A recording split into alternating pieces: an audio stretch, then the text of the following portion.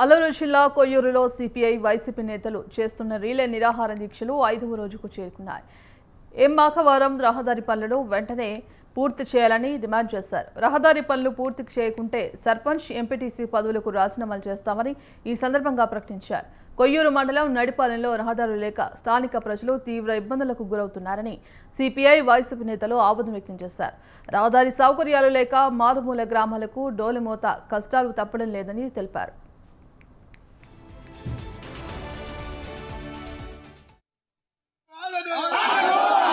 నడింబాల నుండి ఎమ్మాకవరం రహదారి తక్షణమే పూర్తి చేయాలి.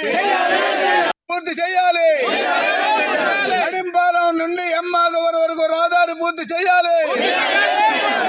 అధికారులు పాలకులు స్పందించే వరకు మా పోరాటం ఆగదు.